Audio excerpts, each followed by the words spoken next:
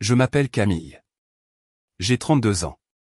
Et le jour de mon mariage, la rangée de chaises avec le petit panneau « Famille » était complètement, douloureusement vide.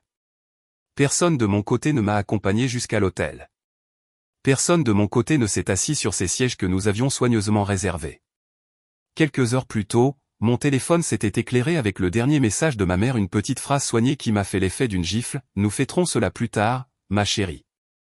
Le voyage de ton frère à Bali est déjà réservé. » Ce n'était pas une blague. Ce n'était pas un malentendu.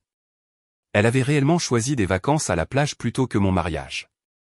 Mon frère m'avait envoyé un message la semaine précédente, en riant comme si ce n'était rien. Les vacances ne peuvent pas attendre. Les vols ne sont pas remboursables. Tu comprends? Je me tenais là dans ma robe, écoutant la musique commencer, faisant semblant de ne pas voir ces chaises vides, faisant semblant que cela n'avait pas d'importance, que ma propre famille ait décidé que le sable et les cocktails étaient plus importants que de me voir prononcer mes vœux. Les gens m'ont dit plus tard qu'ils étaient sûrs que ma famille avait ses raisons, comme s'il pouvait y avoir une bonne raison pour qu'une mère manque le mariage de sa fille pour un vol à prix réduit. Le plus drôle, c'est qu'ils ont tous supposé que j'allais simplement l'accepter, pardonner et passer à autre chose parce que c'est ce que j'avais toujours fait. Ils pensaient que je sourirais malgré la douleur et que j'attendrais la célébration ultérieure que ma mère ne cessait de promettre. Mais des mois après ce jour-là, quand les rôles ont été inversés et qu'ils ont soudainement été ceux qui me suppliaient de venir pour un grand mariage familial de leur côté, j'ai enfin arrêté de jouer la fille compréhensive. J'ai simplement souri et j'ai dit: pas cette fois. Si vous pensez que choisir des vacances plutôt que le mariage de votre enfant est la pire partie de l'histoire, attendez d'entendre jusqu'où ma famille est allée pour défendre ce choix et ce que j'ai finalement fait pour leur faire goûter à leur propre leçon. Avant tout cela, avant les chaises vides et les fausses promesses de fêter cela plus tard, tout avait commencé assez simplement. Je m'appelle Camille. J'habite à Lyon et je travaille comme directrice de marketing pour une entreprise de technologie basée à Paris, principalement en télétravail, jonglant entre les appels vidéo, les dossiers de campagne et les notifications incessantes sur Slack. J'ai rencontré mon mari actuel, Julien, sur une application de rencontre il y a 4 ans. Nous sommes allés prendre un café dans un petit endroit du quartier par un samedi pluvieux, tous deux prêts à partir après 30 minutes si c'était gênant. Au lieu de cela, nous avons fini par discuter jusqu'à ce que le serveur retourne les chaises sur les tables et nous dise qu'il fermait. À partir de ce jour-là, ce café est devenu le point de départ non officiel de ma vraie vie d'adulte. Quand Julien m'a demandé en mariage, il l'a fait au même endroit, faisant glisser une bague sur la table entre nos cafés au lait à moitié terminés par un après-midi d'automne pluvieux. Il semblait évident que la date de notre mariage devait être l'anniversaire de cette première rencontre. Un week-end d'automne suffisamment éloigné pour que tout le monde dans nos vies puisse s'organiser. Nous avons réservé un petit vignoble à environ 40 minutes de Lyon. Nous avons envoyé la compte qui m'a fait frémir l'estomac et avons commencé à envoyer les faire-part aux collègues et aux amis dont les calendriers se remplissent des mois à l'avance avec les activités des enfants, les lancements de produits et les jours de vacances limités. Au début, ma mère Hélène semblait ravie. Elle a pleuré lors d'un appel vidéo quand j'ai levé la main pour lui montrer la bague, a dit qu'elle était fière de moi et a immédiatement lancé des questions sur les couleurs, les fleurs et le genre de robe que j'imaginais. Elle a répété plus d'une fois: je ne manquerai le mariage de ma fille unique pour rien au monde. Mon frère cadet, Lucas, qui vit à Paris et travaille dans la vente, a envoyé un rapide « félicitations » dans la discussion de groupe familial, accompagné de quelques blagues sur le bar ouvert et sur la façon dont il allait enflammer la piste de danse. Mon père, Pierre, qui est à la retraite maintenant, a dit qu'il avait toujours voulu voir Lyon et que nous pourrions peut-être transformer le voyage en de petites vacances avec des visites touristiques avant ou après le mariage. Pendant un petit moment, il semblait que tout le monde tirait dans la même direction. Puis, quelques semaines après que nous ayons versé la compte et commencé à payer les prestataires, ma mère m'a appelé, paraissant étrangement hésitante, comme elle le fait lorsqu'elle est sur le point de transformer son problème en ma responsabilité. Elle a dit qu'elle venait de réaliser que la date choisie chevauchait le voyage annuel de Lucas à Bali, celui dont il parlait toujours comme de sa remise à zéro, sa récompense pour avoir atteint ses objectifs trimestriels. Elle s'est lancée dans un discours sur son acharnement au travail, les nuits tardives, les objectifs, le stress de la vente, et comment ce voyage est la seule chose qui lui permet de tenir le coup. Au début, je pensais qu'elle se confiait simplement. Alors, j'ai dit quelque chose comme « c'est un mauvais timing, mais nous avons réservé le lieu des mois à l'avance ». Elle a marqué une pause, puis a demandé très prudemment si Julien et moi pouvions déplacer le mariage. Pas d'un jour, pas en changeant l'heure, mais à un week-end entièrement différent pour que Lucas n'ait pas à changer ses vols ou à payer des frais. Elle est passée directement à sa liste de « grands succès » concernant les sacrifices de mon enfance, des histoires que j'ai entendues 100 fois sur les vacances qu'elle avait manquées et les choses auxquelles elle avait renoncé pour nous élever. Comment elle avait toujours fait passer ses enfants en premier et comment elle attendait que nous fassions de même les uns pour les autres. Le message sous-jacent était clair, une bonne fille se montre flexible quand la famille en a besoin. Je lui ai rappelé que changer la date signifierait perdre l'argent du vignoble, renégocier les contrats avec les prestataires et probablement forcer la moitié de nos invités à réserver de nouveau des voyages qu'ils avaient déjà organisés. Elle m'a immédiatement accusé d'être rigide et dramatique. Elle a dit qu'un mariage n'était qu'un seul jour et que la santé mentale et le repos de mon frère étaient des choses à long terme. Quelques minutes après avoir raccroché, Lucas m'a envoyé un message directement. Il s'est lancé dans une longue explication sur la façon dont il avait trouvé une offre incroyable sur les vols et l'hôtel via une application, comment tout était déjà prépayé et à quel point les frais de modification seraient outrageants. Il a terminé en disant qu'il avait vraiment besoin de cette pause pour sa santé mentale et qu'il savait que je comprendrais parce que j'avais toujours été la personne compréhensive. Comme je n'ai pas immédiatement cédé, ma mère a commencé à aborder le sujet constamment lors de nos appels et dans ses messages. Parfois doucement, parfois avec ce ton tranchant dans la voix.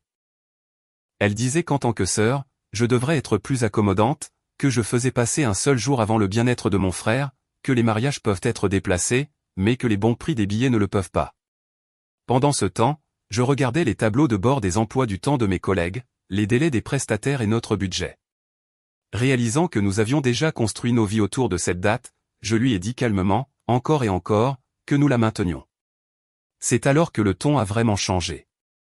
Dans la discussion de groupe familial, elle a commencé à se plaindre en termes vagues des personnes qui ne pensent pas aux autres et de la façon dont certains enfants oublient tout ce que leurs parents ont fait pour eux. Lucas a publié une histoire sur Instagram à propos des gens qui agissent comme si le monde tournait autour de leurs petits événements, accompagné d'une photo de sa confirmation de vol, ce qui était aussi subtil qu'une brique. C'était la première fois que je voyais le schéma si clairement, sans aucun moyen de l'expliquer autrement dans ma tête. Dans l'esprit de ma mère, mon mariage était facultatif. Le voyage de mon frère à Bali ne l'était pas. La rupture officielle est survenue de la manière la plus décontractée, presque joyeuse possible. Quelques semaines avant le mariage, mon téléphone a vibré avec un message de groupe de ma mère qui disait, mot pour mot, nous fêterons cela plus tard, ma chère. Le voyage de Lucas est fixé. Nous organiserons quelque chose de spécial juste pour toi quand tout le monde sera moins occupé. Il y a eu quelques réactions avec des cœurs de la part de parents qui, je l'ai réalisé, ne comprenaient pas totalement ce que ce message signifiait. Moi, je comprenais. Mon estomac s'est noué. Il n'y avait aucune question dans ce message. Aucune ouverture pour une conversation, aucune excuse. C'était une déclaration de priorité. Mon mariage était la chose qui pouvait être reportée. Les vacances à prix réduit de mon frère à Bali ne l'étaient pas. Je l'ai appelée immédiatement.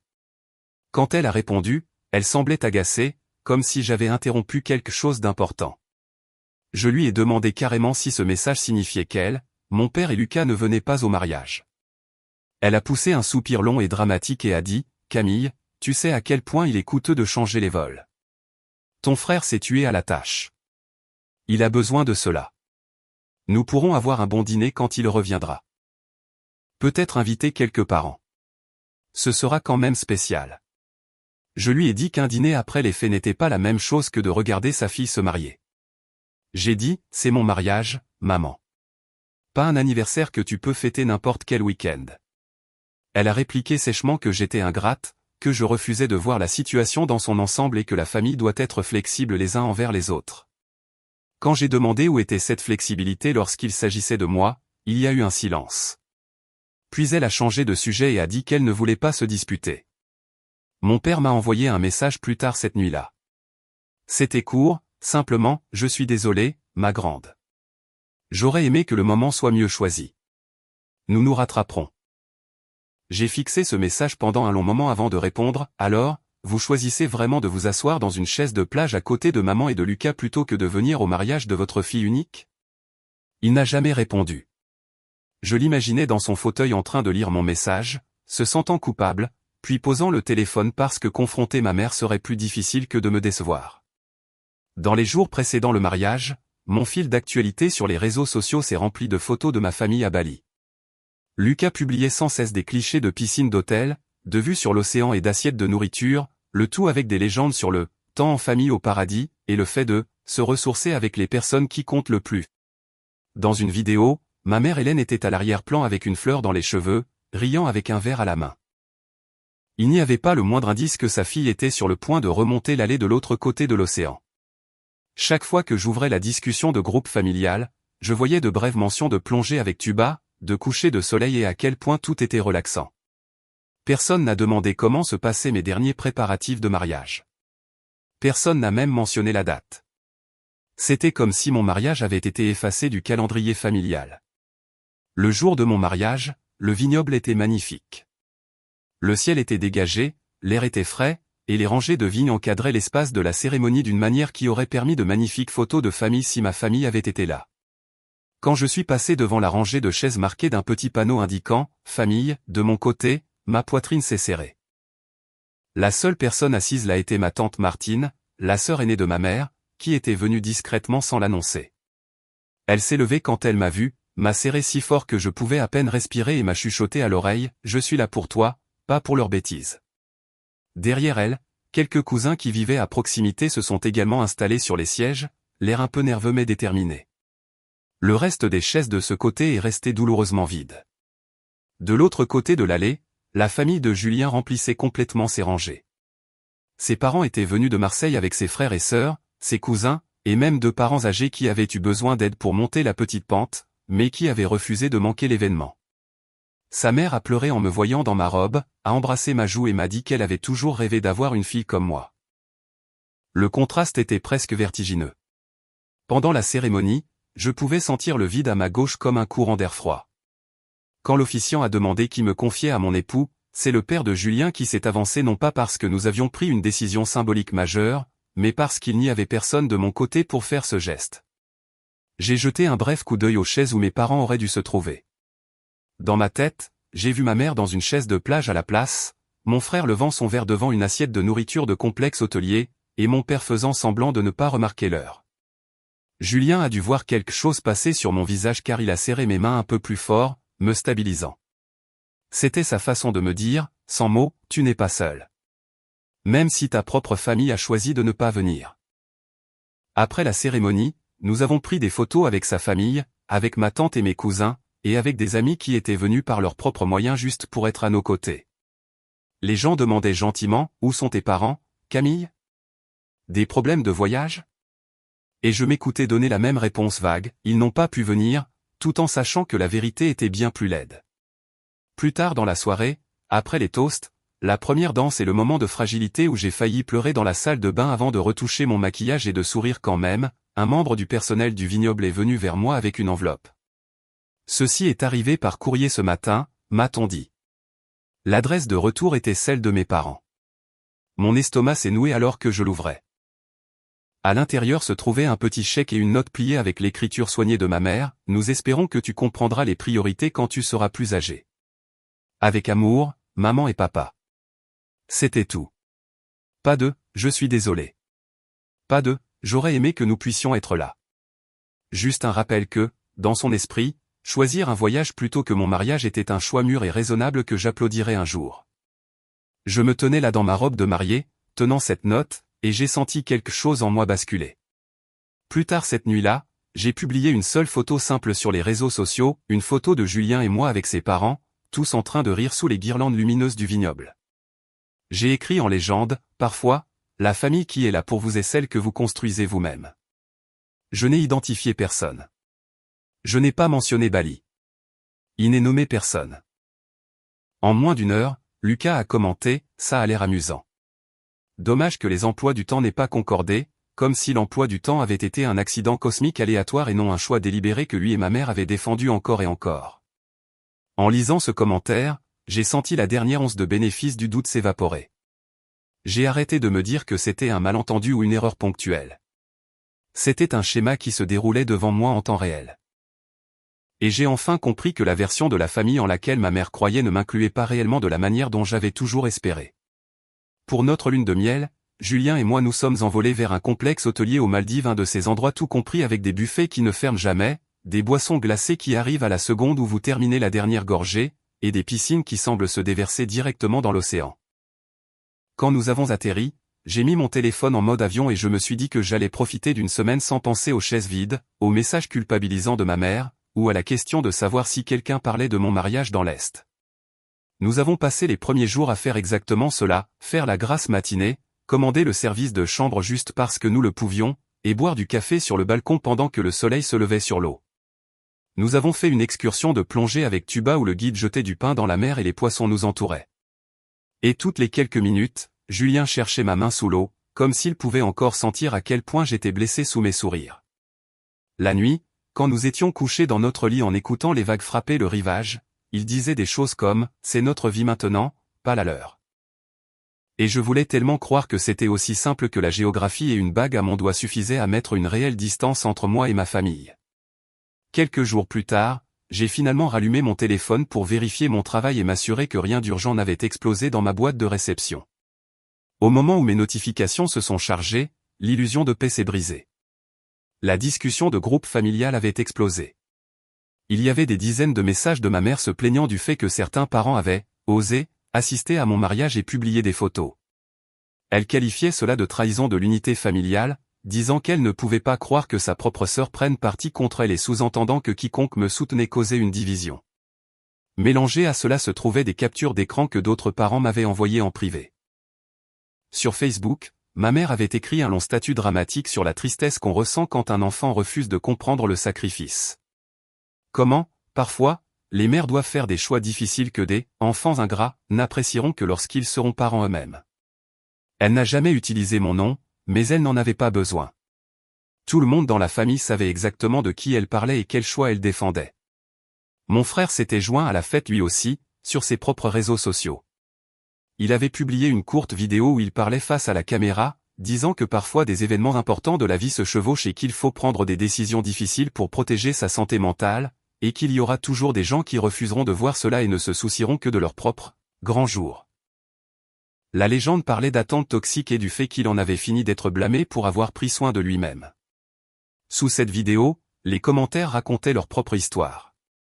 Quelques-uns de ses amis l'encourageaient, mais mon cousin Thomas est intervenu et a écrit « Tu as séché le mariage de ta sœur pour des vacances. » Il n'y a aucun moyen de présenter cela autrement. Une mini-dispute avait éclaté à partir de là, Thomas refusant de reculer et quelques autres parents aimant son commentaire sans rien dire à voix haute. C'était comme regarder un accident de voiture au ralenti et étrangement clarifiant.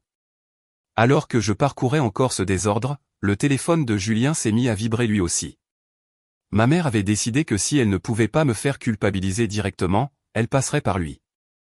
Elle lui a envoyé de longs paragraphes sur le fait que j'avais toujours été sensible et dramatique, et qu'elle avait besoin de son aide pour me faire voir les choses rationnellement. Elle a écrit qu'il était l'homme de la maison, maintenant et qu'il avait la responsabilité de m'encourager à pardonner, que garder cette colère empoisonnerait notre mariage.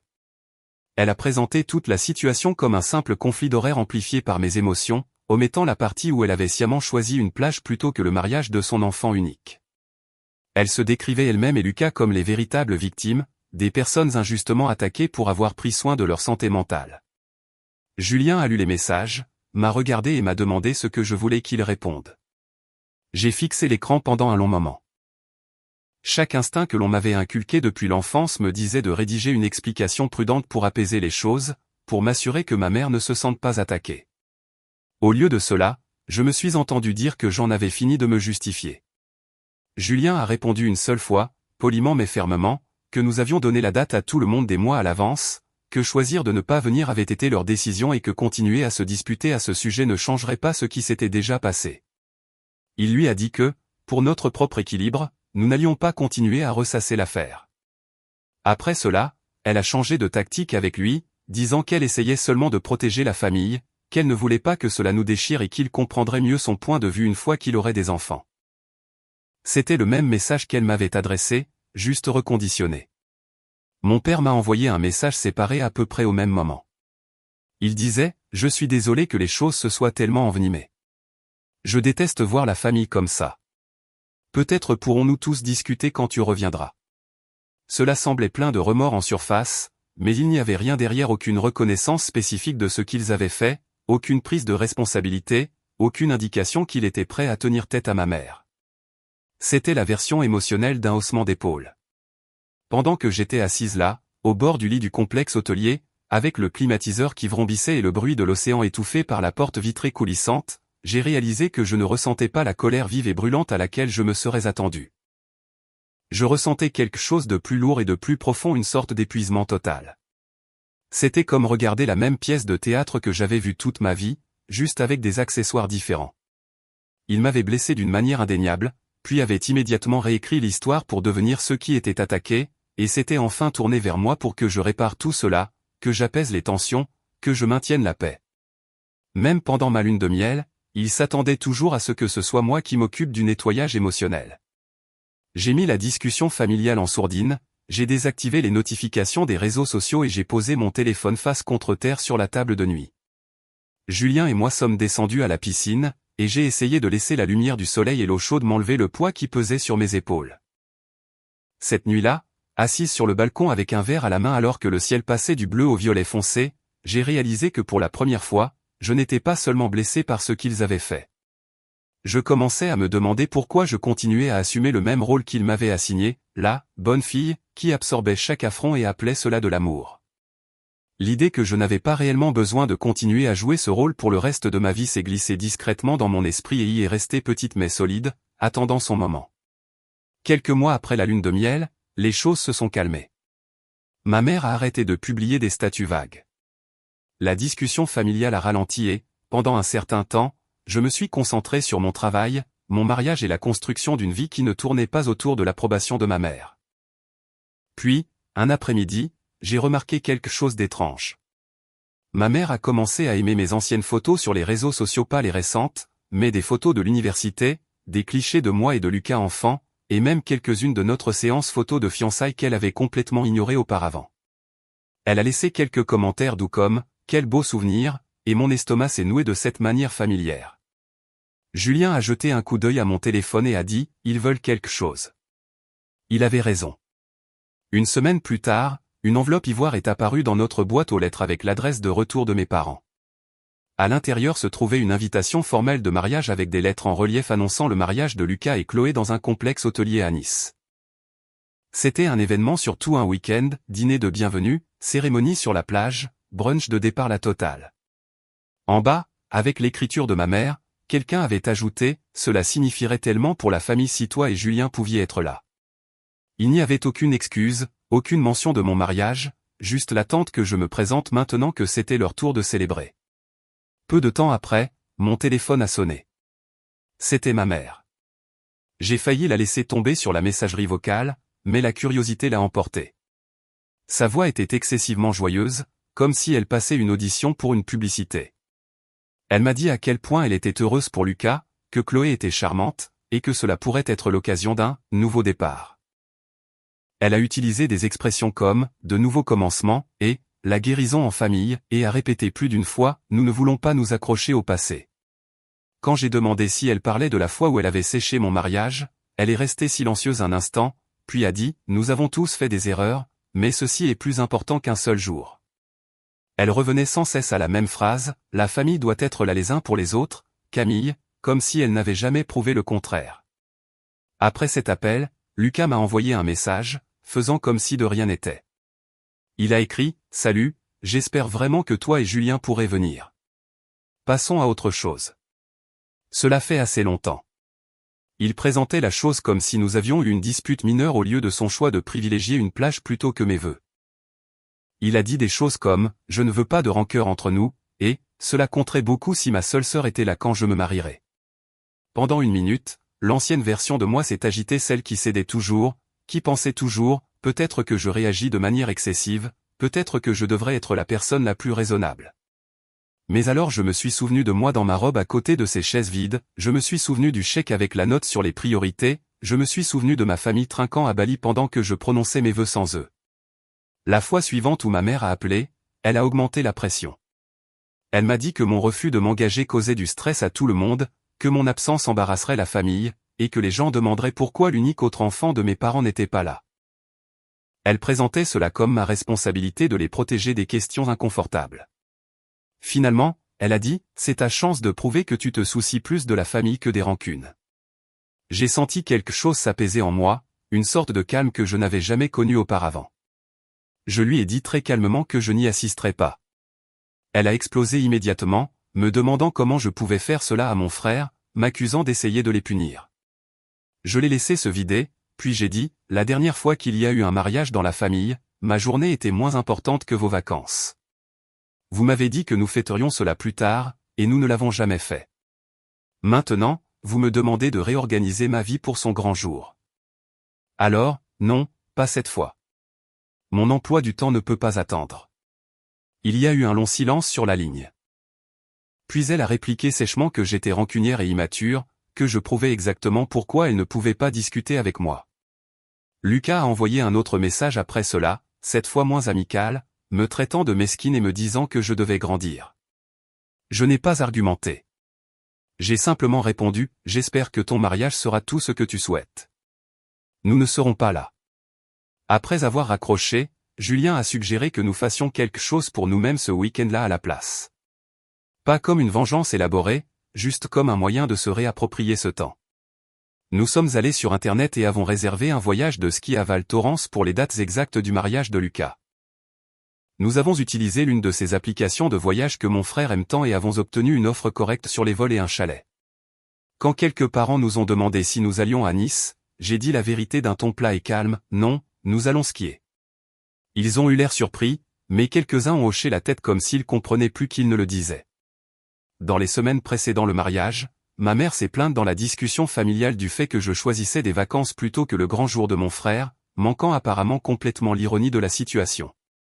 Lucas a publié un message sur le fait de remonter l'allée sans sa sœur et a présenté la chose comme si j'abandonnais la famille. Cette fois, cependant, je n'ai pas cherché à me justifier. Je ne me suis pas défendu dans les commentaires et je n'ai envoyé de longues explications à personne. J'ai fait ma valise, j'ai tenu la main de mon mari sur le vol vers Val Thorens et je me suis senti pour la première fois depuis longtemps comme si je traitais enfin ma propre vie comme quelque chose qui valait la peine d'être vécu. Le jour du mariage de Lucas à Nice, Julien et moi étions à mi-chemin d'une montagne dans les Alpes, sur un télésiège avec le soleil qui rebondissait sur la neige, si brillant que cela me faisait mal aux yeux. Mon téléphone a vibré plusieurs fois dans ma poche, mais je n'ai pas regardé tout de suite. Quand nous sommes arrêtés pour un chocolat chaud au chalet, j'ai enfin jeté un coup d'œil.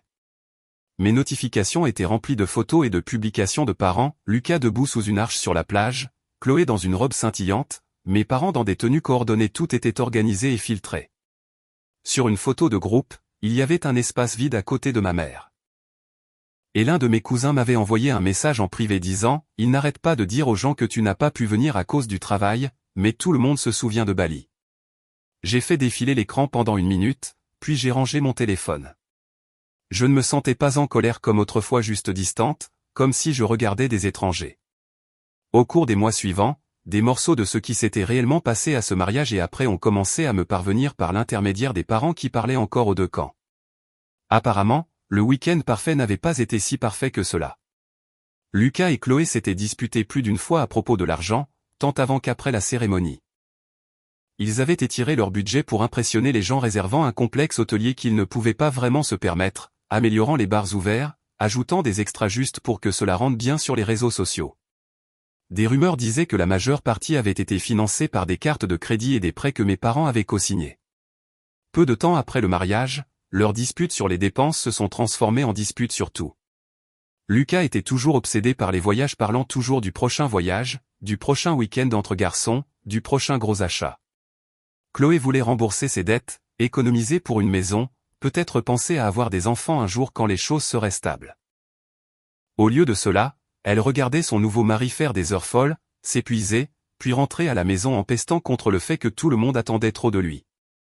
Au travail, ses résultats ont commencé à chuter. Le même patron qui le félicitait autrefois pour son dynamisme a commencé à l'avertir au sujet de son attitude et de ses objectifs manqués. Un cousin m'a dit qu'il avait pris quelques jours de congé douteux juste après le mariage pour prolonger une énième petite escapade, et que cela n'était pas passé inaperçu. Moins d'1 an plus tard, tout s'est effondré. Le mariage, déjà plein de ressentiments et de tensions financières, s'est terminé par une séparation difficile. Chloé a déménagé, a emporté ses affaires et a dit à quiconque le lui demandait qu'elle voulait un partenaire, pas un adolescent attardé qui attendait que sa mère le renfloue éternellement. L'entreprise pour laquelle Lucas travaillait l'a licencié peu de temps après.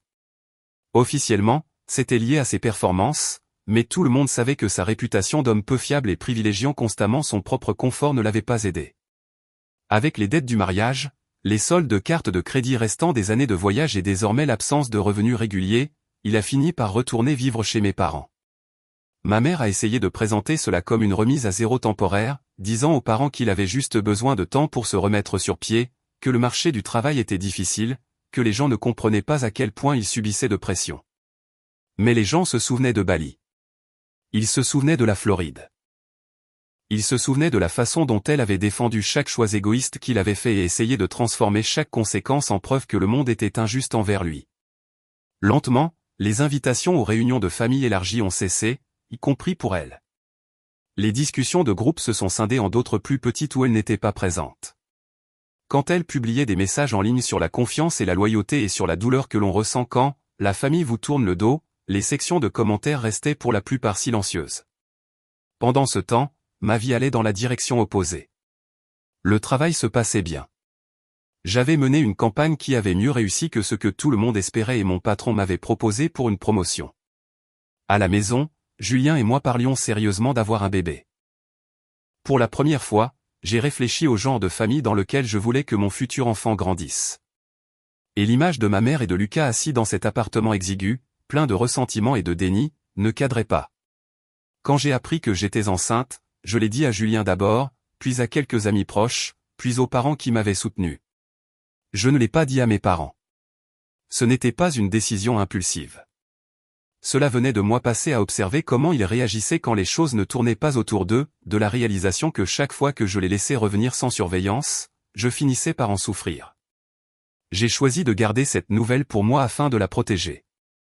Et pour la première fois de ma vie, je ne me suis pas senti coupable de cacher quelque chose d'important à ma mère. J'avais l'impression d'apprendre enfin de tout ce qu'ils m'avaient enseigné, mais pas de la manière qu'ils avaient prévue. Quand notre fille Clara est née, la chambre semblait pleine, même sans mon côté de la famille. Julien a pleuré plus fort que le bébé. J'ai ri et pleuré avec lui. Et pour la première fois depuis longtemps, j'ai ressenti quelque chose qui ressemblait à une paix pure. Nous avons envoyé des photos aux personnes qui avaient réellement été là pour nous au cours de l'année écoulée, les amis qui étaient venus pour notre mariage et les parents qui m'avaient défendu quand ma mère et Lucas essayaient de réécrire ce qui s'était passé. Je n'ai rien envoyé à mes parents. Je savais que si je laissais ma mère entrer dans ce moment, elle trouverait un moyen de s'en rendre le centre de transformer Clara en un autre outil dans le jeu sans fin de la culpabilité et de l'obligation. Alors, j'ai fait un choix différent. Tranquillement, sans grande annonce, j'ai bloqué ma mère et Lucas sur toutes les plateformes. Plus de discussions de groupe.